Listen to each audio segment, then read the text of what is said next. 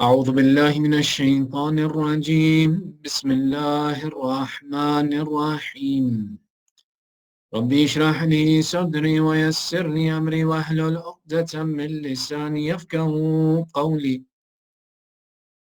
الحمد لله رب العالمين ثم الصلاة والسلام على سيدنا ونبينا وحبيب إله العالمين أبي القاسم محمد اللهم صل على محمد وآل محمد وعلى آله الطيبين الطاهرين المعصومين. أما بعد، فقد قال الله تعالى في كتابه المجيد وفرقانه الحميد بسم الله الرحمن الرحيم والداعيا إلى الله بإذنه وسراجا منير وبشر المؤمنين بأن لهم من الله فضلا كبيرا آمنا بالله صدق الله العلي العظيم. صلوات على محمد وآل محمد. اللهم صل على محمد وآل محمد. Your second salawat for love of Muhammad wa Ali Muhammad. اللهم صل على محمد وآل محمد. And your final salawat to hasten the master of our time, Sahib al-Asri wa Zaman, Ajjalallah. اللهم صل على محمد وآل محمد. Respected elders, brothers and sisters, my condolences to you on today that is the commemoration of tonight that marks the commemoration of the night of Arbaeen and tomorrow the day of Arbaeen. While we would imagine and wish that Allah would give us the tawfiq and the ability and the permission that we should be present before Aba Abdullah, He has honored us to be together in the commemoration of the 40 days after the Shahadat of Imam Hussein together. As tomorrow is marking the 40th of Imam al-Hussein, amongst the recommended actions for tomorrow is that we recite the ziyarat of Arbaeen. Amongst the mustahabbat of the ziyarat of Imam Hussein is to perform ghusl before performing the ziyarat of Imam Hussein, and therefore we can assume that it should be recommended that we should also perform ghusl, recite our ziyarat, and make sure that our intention when we recite the ziyarat is in our behalf, on behalf of our family members, our relatives, our marhumeen, and all of the mu'mineen, and including the master of our time, Imam Zaman, Ajjalallahu ta'ala farajahu sharif. Allahumma salli ala Muhammad wa ali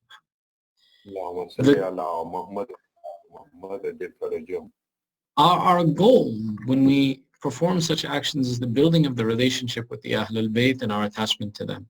Tonight, briefly, I want to discuss in three parts of our discussion how it is that this Arbaeen and the ziyarat of Arbaeen of Imam Hussein is important to us by first discussing the significance and the status of Imam al-Hussein. The second, understanding and discussing the concept of Arbaeen and khususan the Arbaeen in relationship to our Imam al-Hussein. And finally, briefly talking about the concept of the walk to Karbala for Arbaeen.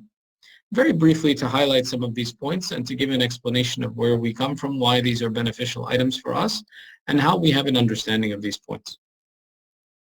So briefly to understand this, we take a look and we see that the status of Imam al-Hussein is something unique and important. There are those, for example, who question and criticize our close affiliation and association with Imam al-Hussein, and why it is that we raise Imam Hussein to such a status. Na'uzubillah, there are even those who make the accusation that we have raised Aba Abdullah Imam al-Hussein to a status above that of Rasulullah. But that's not possible, and which is why the discussion that we have tonight explains it. First off, when we take a look and we see that Allah has appointed certain personalities in the history of this world as leaders and guides of humanity. In Surah Ahzab, Allah begins a discussion in verse number 45 where He says, Surah 33, verse number 45, Surah Ahzab, verse 45, Ya ayyuhan nabi, inna arsalnaka shahidan wa mubashiran wa nadhira, wa da'iyan ila Allahi bi'idhnihi wa sirajan munira, wa bashir al-mu'minina bi'anna lahum min Allahi fadlan kabira. That Allah is saying that, O Prophet, surely we have sent you as a witness and a bearer of good news and a warner, and a caller, wa da'iyan ila Allah, bi'idhnihi, by His permission, and a light-giving torch, sirajum munir, a bright uplit torch. The point of these two verses is the indication from Allah, first off, of the status of the Holy Prophet, that the Holy Prophet is that he is a witness over the people that will fall in his ummah and of his time, and that he is a giver of good news and a warner. وَبَشِيرًا وَنَذِيرًا. That part of the message of Rasulullah was that those who follow the message of Allah, follow the example of Allah, submit to Allah, for them there is bisharat, there is good news and glad tidings. وَنَذِيرًا. That those who stay away from this, that for them is a warning and an admonition that there is a path of Allah that has been clearly labeled. This verse gives us the unique status of Rasulullah. What continues in the next verse, وَدَاعِيًا إِلَى اللَّهِ. وَدَاعِيًا إِلَى اللَّهِ, and one who calls and invites to the way of Allah. Allah uses the sense of nakira, of a common one, indicating that there is more than one who calls to the path of Allah, بِإِذْنِهِ وَسِرَاجٌ مُنِيرٌ, and a lantern which gives light to the direction. This verse tells us that there are people and personalities, وَدَاعِيًا إِلَى اللَّهِ بِإِذْنِهِ, that there are personalities on this earth that Allah has given His permission to be the ones who call to the path of Allah and who are a lamp and are a source of guidance for humanity. When we look at this, we understand that Allah is indicating that there will be sources of guidance for you available. There will be those who will call to the path of Allah. And amongst that example is the example of our Holy Prophet, but that others will come as well too. And that those who follow these examples and follow the path of goodness and follow the path of righteousness, وَبَشِّرِ الْمُؤْمِنِينَ بِأَنَّ لَهُم مِّنَ اللَّهِ فَضْلًا كَبِيرًا. That those who follow them give glad tidings to the believers and give them good news that they will receive a great فَضْلًا كَبِيرًا, a great grace from Allah. When we know that there are guides and callers who are here on this earth to whom we should follow and submit, we know that we need to be on the lookout to find these examples and personalities. We see that the example of Imam al-Hussein alayhi salam is a call within humanity, that Imam al-Hussein is one who raises this call to the path of Allah. Whether we take a look at it from the eyes of Madhab Ja'fari or the eyes of Islam or the eyes of humanity, any who look at the example of Imam al-Hussein agree without a doubt that the call of Imam al-Hussein in Karbala, the voice of Imam al-Hussein in Karbala, is a voice that calls to absolute goodness and truth and denies absolute falsehood and evil. There's no space within the conversation there that one could create, na'uz billah, an alternate intention of Imam al-Hussein. We even look at the words of Imam al-Hussein. إِنَّمَا خَرَجْتُ لِأَسْلَاحِ أُمَّةِ جَدِّي رَسُولُ اللَّهِ. That I have only left my house, I have only stood up, I have only come out for the correction of the nation of the Holy Prophet. When Allah is telling us that Rasulullah is shahidan wa mubashiran wa nadhira, that our Holy Prophet is the guide, giver of glad tidings and warnings. If Imam al-Hussein is standing up for Islah ummati jaddi Rasulullah, if he's standing up for the nation of Rasulullah, if he's standing up to correct the ummah of Rasulullah, he's standing up in the path of Rasulullah as someone who is following the seerah of our Holy Prophet Rasulullah sallallahu alayhi wa sallam. Salawat ala Muhammad wa ali Muhammad. اللهم صل على محمد. This isn't the only place that we see that Allah has given instruction that there will be those who call to the right path. Allah even warns, for example, in Surah Al-Ra'd, وَيَقُولُ الَّذِينَ كَفَرُوا لَوْلَا أُنزِلَ عَلَيْهِ آيَةٌ مِّن رَبِّهِ. That people will complain, the disobeyers will complain, the kuffar will complain, why did a sign not come down to him from his Lord? Meaning that people used to question the Holy Prophet, why is it that you teach us and treat us with words and education of a character? Why don't you bring us something down clear that only Allah can do, and that would be a sign that, okay, this is what we have to follow. And Allah replies to them, إِنَّمَا أَنْتَ مُنذِرٌ وَلِكُلِّ قَوْمٍ هَادٍ. That certainly, O Prophet, you are a warner, munzir, one who warns, and for every nation there is a guide. That the reality of the responsibility of the Holy Prophet and the guidance that Allah sends down is to present a warning to humanity and society. Not to, for example, create in front of them the representations of Allah or the physical examples of the power of Allah that should be present before humanity, and that should be the only means by which people enter the religion of Islam. Had that been the case, our time period, the time that we exist in, it would have been impossible because the Imam is in ghaibat and there would have been no way for us to see the physical example. Therefore, Allah says that I send my Anbiya and I send these guides as someone who brings a warning in the face and the actions of what is humanly possible, which is why our Holy Prophet is referred to as Innama Anta Munzir. That's certainly, Ya Rasulullah, you are a warner. وَلِكُلِّ قَوْمٍ هَادٍ. And that for every nation we have created a guide. When we look at, for example, the idea of the sacrifice of Imam al-Hussein, we see it as a source of guidance and differentiation for us. That Allah has laid forward for us an example that is a guidance and a warning. That the tanbih, the warning that comes from the example of Imam al-Hussein, is what does the enemy of Allah look like and what does the friend of Allah look like. If you wish to attain the path of Allah, then who should you follow? Now, one of the arguments that may come forward is to say that the Imam al-Hussein was an example before. He became shaheed, he left. His call has finished, he is no longer the guy. Well, we take a look again in the Quran and we see that Allah says, لا تحسب الذين قتلوا في سبيل الله أموات بل أحياء عند ربهم يرزقون. That don't consider those who have been killed in the way of Allah as being dead, rather they are alive. So we see that the call of Imam al-Hussein is not something that finished with his shahadat, but rather his shahadat was something that kept his call alive and that he himself is considered alive by Allah, and therefore his call is a responsibility for us to answer.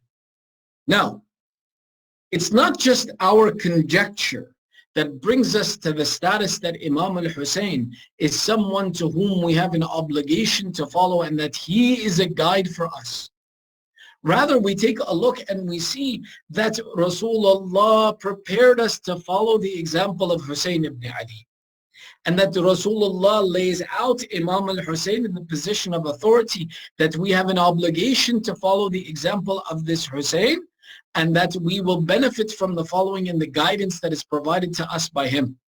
Take a look and see the famous narration of our Holy Prophet that is narrated by many sources, where our Holy Prophet says, قال رسول الله صلى الله عليه وآله وسلم حسين مني وأنا من حسين أحب الله من أحب حسين حسين سبت من سبات هذه الأمة. That this hadith of the Holy Prophet, that everyone has been familiarized with and is accepted by many narrations and many sources, our Prophet makes the statement that Hussein is from me. And the beauty of the statement is he continues, he says, وَأَنَا مِنَ الْحُسَيْنِ, and I am from Hussein. And then he continues the status of أَحَبَّ اللَّهُ مَنْ أَحَبَّ حُسَيْنَ, and that certainly Allah loves the one who loves Hussein. And that Hussein is a chief from the chiefs. He is a leader from amongst the leaders of this ummah. This hadith, if we were to analyze it singularly alone, without even the context of the Quran, we would find that Imam al-Hussein's example is something unique for us. Look at the beauty of how our Holy Prophet makes the statement, Husaynum minni, that Hussein is from me. Now, one interpretation is the physical example of the idea that Imam al-Hussein is the grandson. Therefore, Allah has commanded our Prophet to make the statement, Husaynum minni. Had the statement ended at this point in time, it would have been sufficient that if we wanted to follow the example of Rasulullah, when Rasulullah is sent, and we looked in Surah Ahzab, verse 45, Ya ayyuhan nabiyyu inna arsalnaka shahidan wa mubashiran wa nadhira, that, O Prophet, we have sent you as a guide, as a witness, as a warner for this nation. Then if Hussein is from Rasulullah, then he too bears the responsibility of continuing this example of Rasulullah as being the witness and the warner and the guide and the giver of good news for the nation. Would have been sufficient. We could say that as Allah has guaranteed a status for Rasulullah, then if Hussein is a part of Rasulullah, then he is given a similar status in this. But look how further Rasulullah goes. وَأَنَا مِنَ الْحُسَيْنِ. This is a profound statement in itself. First, we take a look and we see there's another reality to the statement as well too. If you guys are with me, if it's okay, I'm going to expand a little bit on one of the ijaz of the status of Imam al-Hussein. That in the Tariq, the companions said that when Hussein was an infant, we did not see him drink milk. We saw Hussein ibn Ali as an infant. He would come to the lap of Rasulullah and receive his nourishment from the thumb of Rasulullah that he would put in his mouth. So he said, when Rasulullah made the statement, Husaynum minni, that Hussein is from me, it wasn't simply the spiritual guidance that was given from there, but rather that Hussein ibn Ali was the unique one in the history of this world, that his nourishment was given to him by the nourishment from Rasulullah. That Hussein ibn Ali would suck on the thumb of the Holy Prophet and he would become nourished for some days, 2 or 3 days at a time, before he would need to come back to receive sustenance from him. The uniqueness of the status of Imam al-Hussein is that his attachment is not just the grandson of the Holy Prophet, but the Holy Prophet's instruction that he is a source of authority and guidance and leadership. That in his example is a perfect example for humanity to follow. And in him is the example that separates from misguidance and from indecency. And which is why the example of Imam al-Hussein in Karbala, all of the Muslimin agree that the one who stood up against him was mal'oon. The one who came against him was the one who was cursed. There is no one who is pleased with Umar Sa'ad or Ubaidullah ibn Ziyad. Even amongst our Ahl Sunnah, that the status of Yazid is mal'oon because of what he did to the grandson of the Prophet, and then what he continued to do in the 2 years of his Khilafat after the Waqi' of Karbala. But the significance of the matter remains that the statement of the Holy Prophet, Husaynum minni, that Hussein is from me, without restriction, is an example to set for us that Hussein is the one who is entitled to leadership and guidance as Bashir wa Nadhir, as was given to Rasulullah. And Rasulullah gives the ta'keed, the emphasis on the statement by saying, Ana min al-Hussein, that I am from Hussein. This statement, I am from Hussein, that Rasulullah says, Na'uzubillah, is not to say that there is some benefit that Rasulullah earns from Imam al-Hussein. No, no, no. There's no argument like that. But rather what we learn is that what he's indicating that I am from Hussein is that if you want to get to Rasulullah, if you want to attach yourself to the Holy Prophet and Siratul Nabawiyah, the doorway to the Sirah of Rasulullah is through the example of Hussein ibn Ali alayhi salam. Salawat ala Muhammad wa ali Muhammad. اللهم صل على محمد وعلى Understanding these fada'il of Imam al-Hussein, it's still important to understand that there is no superiority that is possessed by Imam Hussein that, na'uzubillah, is in exceeding the status of Rasulullah. Rather, all of the superiority that Imam al-Hussein possesses is by his very relationship to Rasulullah. By his connection to Rasulullah is the status of Imam Hussein something that is special. His fada'il may be different. His statuses of his ziyarat may be different.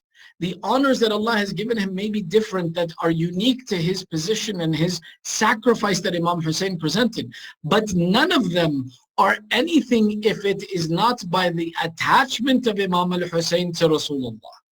Had it not been for the status of Rasulullah as the source of Imam al-Hussein, there would have been no honor. What we take a look and we see is that all of these are branches of the same light. And by the nature that they are different branches, they have unique identities that separate their presence in front of us as a source of guidance for us to follow them. But it does not mean that one has superiority to the source, which is Rasulullah, by which all of these lights come forward. Which is important for us to understand, that when we attach ourselves to Imam al-Hussein, when we turn back to Imam al-Hussein, when we cry for Imam al-Hussein, there's no indication here that we are indicating a superiority to Rasulullah, na'uzubillah. No, the honor of Hussein ibn Ali, the honor of the crying for Hussein ibn Ali, the association with Hussein ibn Ali is entirely and only because Rasulullah is the one who brought the message and indicated to us that come to me through Hussein ibn Ali. Husaynum minni wa ana min Hussein, that I am from Hussein and Hussein is from me, shows us that whatever Imam al-Hussein possesses is from the root of Rasulullah. This ends the first section of our discussion about why the status of this personality and why we attach ourselves and why we see some unique fada'il, unique honors that are designated to Imam al-Hussein in the way that, for example, our normal period of mourning for a personality is maybe 1 day, is maybe 3 days. But this Hussein ibn Ali, we begin our mourning for him from the 1st of Muharram and until the 40th day after his shahadat, yani 50 days of the year, we spend time in commemorating this personality. Because through him is the connection to Rasulullah. Through his unique attributes, we are returning to Rasulullah and the message of Allah. And which is why it's significant. The second section, why Arbaeen? Arbaeen, we know, is the Arabic word for 40. And what we say is we commemorate 40 days after the shahadat of Imam al-Hussein. Now, the significance of the number 40 itself in Islam, there are many narrations and many different points that talk about the importance of 40. Whether we take a look at, for example, one who consumes haram, or one who consumes alcohol or haram food, his prayers are not accepted for 40 days. Or we take a look and we see that the status of 40 mu'mineen who should make dua for a person, that if 40 mu'mineen gather together and on a mayyit, someone who was a hypocrite, and they make dua, Allahumma la na'lamu minhu illa khayra wa anta a'lamu bihi minna faghfir lahu. That if 40 mu'mineen, Sheikh Abbas Qumi narrates in his book Manazil al-Akhirah, the narration of Ahlul Bayt, that says that should 40 mu'mineen gather upon the mayyit of someone and pray for him, that, oh Allah, we know nothing from this personality but goodness, and you know him better than we do, so forgive him. Similarly, we recite this in Salat al-Mayyit as well too. لا نعلم منه إلا خيرا وأنت أعلم به منا فإن كان محسنا فزد في إحسان فإن كان مسيء فاغفر له. We say this in our Salat al-Mayyit, but Sheikh Abbas Qumi says one who says this dua, Allahumma la na'lamu minhu illa khayra wa anta a'lamu bihi minna faghfir lahu. Oh Allah, we know nothing from this person but goodness, and you know him better than us, so forgive him. It said that if this is done for a mu'min, for a deceased person, Allah removes even the questioning, removes even his hypocrisy, and counts him amongst the believers because the believers saw him as a good person. So the number 40 has significance. When we look and we see that the 40th of Imam al-Hussein, its commemoration, is something that is first and foremost for us, given to us as an emphasis in the narration from our 11th Imam, Hassan al-Askari alayhi salam. Allahumma salli ala. That our 11th Imam indicates, he says, alamat al-mu'min khamsa, that a mu'min has 5 attributes. 1, that he prays 51 rakat a day. And we'll break these down momentarily. 2, that he wears a ring in his right hand. 3, that he has the mark of sujood on his forehead. 4, that he recites his Bismillah out loud. And 5, that he recites and performs the ziyarat of Arbaeen. This narration of Imam al-Askari alayhi salam points to 5 realities that we should attempt and continuously work towards in our lives to attain.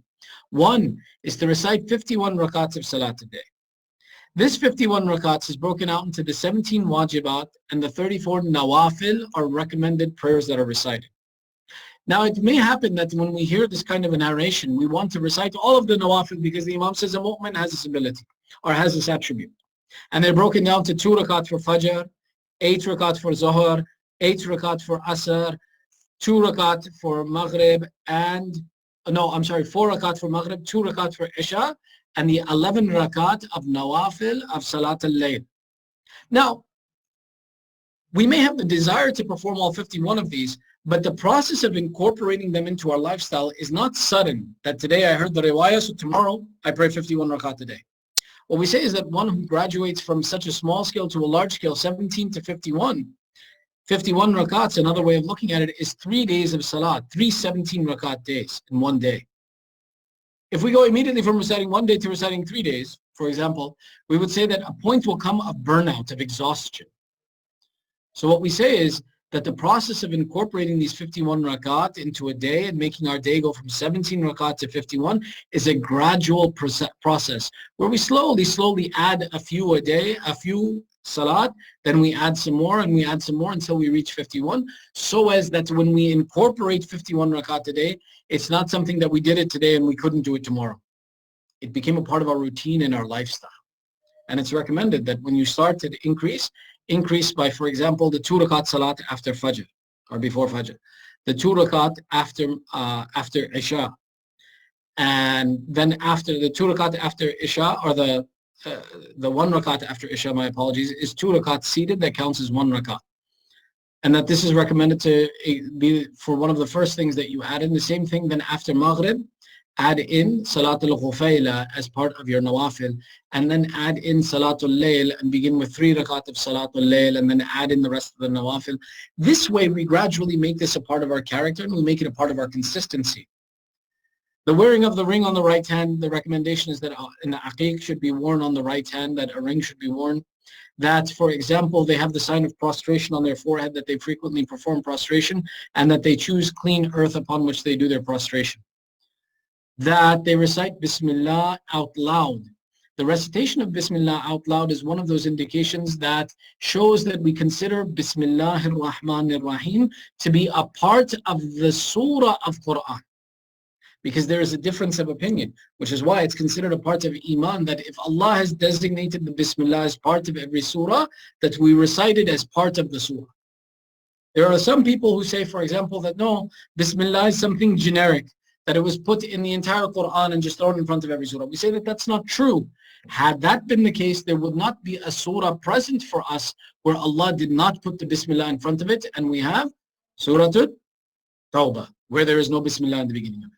Is an indication that Allah selected and designated for every surah but this one to have it, and that for us an indication that Bismillah is part of it. Finally, Imam says, Ziyarat of Arbaeen of Imam al-Hussein. The 40th of Imam al-Hussein is something unique. Sometimes we have the example that we say that why don't we then commemorate the 40th of Imam Ali alayhi salam, or the 40th of, for example, Imam Sadiq alayhi salam, as we are Ja'fari. The significance of commemorating the Shahadat of Imam al-Hussein and the attributes of how it's commemorated are instruction we needed to receive from Ahlul Bayt. One of the ulama, when he writes a book, he says, had it not been for the Ahlul Bayt teaching us the Shahadat of Imam al-Hussein is something to be sad about, we would have celebrated the day of Ashura. That Imam al-Hussein was given victory over his enemies and that Allah guaranteed the message of Islam would remain protected. But no, the Ahlul Bayt are the ones who taught us that the day of Ashura is a day of sadness and that we commemorate it through mourning, not through happiness. Which is why the event of Arbaeen is something that we acknowledge that the Imams and Ahlul Bayt are teaching us, that we should commemorate this for Imam al-Hussein. Another of the philosophies that explains the significance of Arbaeen is the teaching of the Ahlul Bayt of how to commemorate through the process of how we commemorate Ashura differently than Arbaeen. The recommendations are that in Ashura, each of you in your own lands commemorate Ashura. Commemorate amongst your communities so that wherever the mu'mineen are in the world, the message of Imam al-Hussein reaches them. And that every nation and every people will become familiar with the pure call of Imam al-Hussein to the religion of Islam. Therefore, on the days of Ashura, spend it in your town and in your community. And then the Ahlul Bayt taught us, and then on Arbaeen, on the commemoration of 40 days after the Shahadat, gather in the field of Karbala, gather together to show the world and to present your mourning before Imam al-Hussein. Such we take a look and we see that the instruction of Arbaeen is through these instructions that we learn where to commemorate and where to gather and how to gather. And even when we take a look and we see the seerah of Ahlul Bayt, Safwan al-Jammal, the companion of our 6th Imam, indicates that the 6th Imam himself is the one who told me that when the day of Arbaeen comes, go to the field of Karbala and do the ziyarat of Hussein ibn Ali. And one of the authentic narrations of the ziyarat that inshallah we'll recite tomorrow is given to us through this Safwan of how the ziyarat of Imam al-Hussein should be performed on the day of Arbaeen. We also see that Jabir ibn Abdullah Ansari and Atiyah, who was the companion of Imam Ali, Jabir being the companion of Rasulullah, Atiyah being the companion of Imam Ali, both come together on the 40th day after the event of Karbala to attend the ziyarat of Imam al-Hussein. And same can be said for Sayyidah Zainab, that we look in her example and we find a good example that the Arbaeen is a day of commemoration, that it is the day that the ladies return to the ziyarat of Imam Hussein. So Arbaeen for us is a day of attaching ourselves back to Imam al-Hussein and continuing this morning based upon the seerah that was explained to us by the Ahlul Bayt and given to us as instruction to not take this day lightly. Our third point, if you're still with me, one salawat ala Muhammad wa ali Muhammad.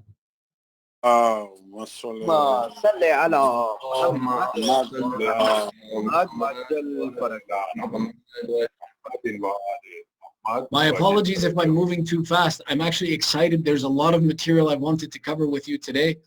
And the day of Arbaeen and the ziyarat of Arbaeen is something that is a very unique and powerful experience that may Allah give us the tawfiq to be attached to Imam al-Hussein and to visit his shrine for the day of Arbaeen. This is, in the past 10 years, this is only the second time that I have been away from the field of Karbala and the ziyarat of Imam al-Hussein. So for me, it's a very passionate event. Alhamdulillah, I have been blessed that in the past 8-9 years, I've been able to consistently be present in Karbala by Imam al-Hussein on this day. And its significance is something that when you feel it there and you feel a presence, you acknowledge and you feel that this is something unique and different that you haven't felt before. Now, the third section that we talk about is the significance of this walking, that we walk to Imam al-Hussein. Now, in the concept of walking, there are so many narrations about the significance of walking, whether we take a look and we see that when our Ahlul Bayt give us instruction that walk to the field, walk to Kaaba, walk to the Kaaba, walk for Hajj. Some of them that we see. We see the Ahlul Bayt giving instruction, walk for ziyarat, walk to the masjid. Walking to the masjid is ibadat.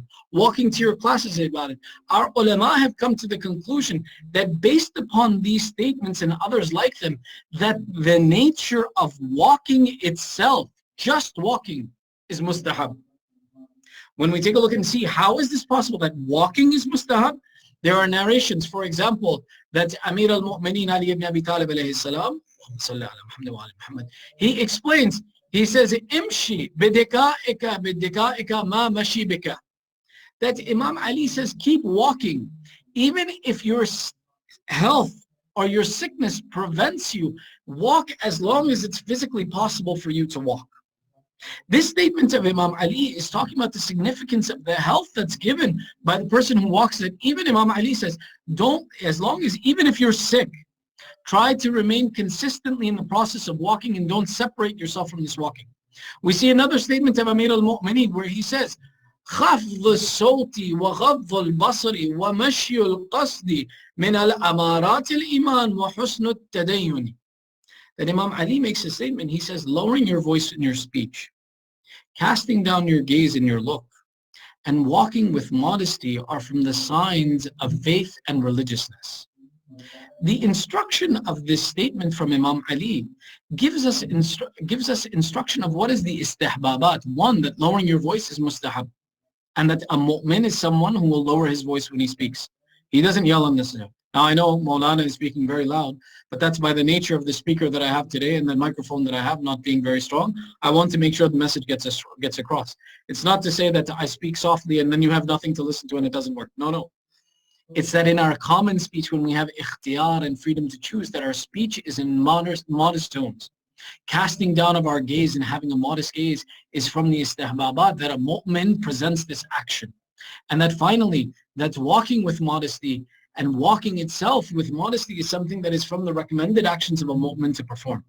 Tells us the significance of these actions, and that walking within itself is something that we could declare as being mustahab and a recommended action by this statement of the Imam and others like it. So therefore, the idea of now walking to even the grave of Imam al-Hussein is something that takes a mustahab action and ties it to the example that Allah has put of his guide on this earth. Now, we take a look and we see when it comes to the ziyarat of Imam al-Hussein, the ta'keed of walking to Imam al-Hussein is presented in Kamil al-Ziyarat with such detail that every step you take to Imam al-Hussein, Allah writes for you good deeds and removes your sins. Every step brings us closer to Allah. These are lessons for us to understand of the significance of the walking to Imam al-Hussein. Now, is there a khususiyat for why we walk on Arbaeen? Shar'an, there is no khususiyat that ties the process of walking to the day of Arbaeen, except that it became a tradition and a good tradition that ties us to the example of Ahlul Bayt.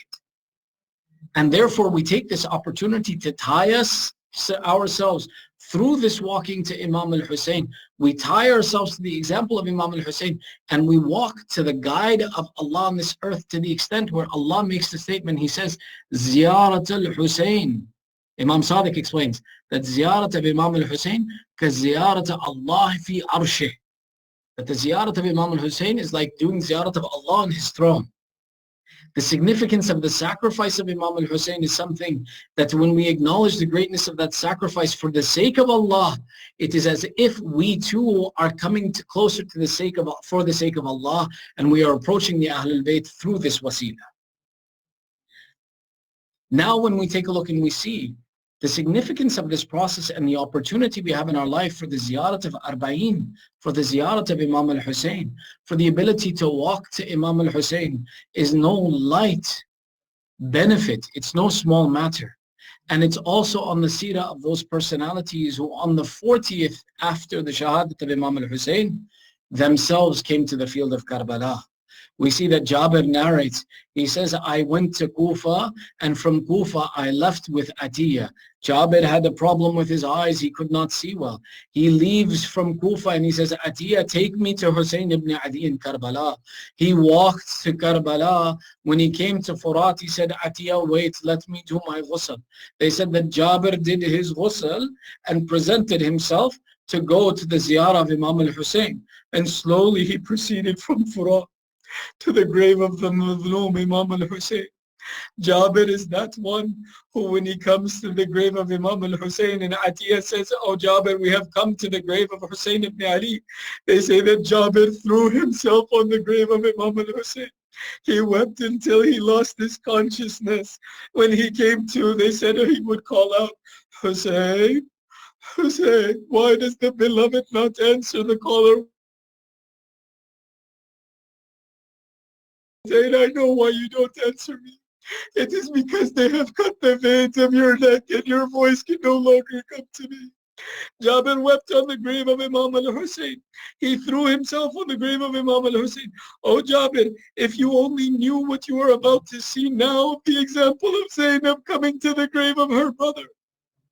They say that Imam Zain al-Abidin came first, removed Jabir and invited and said for the women to come and pay their respects. Sayyidah Zainab, if Jabir throws himself on the grave of Sayyidina Imam al-Hussein, how did Sayyidah Zainab greet her brother?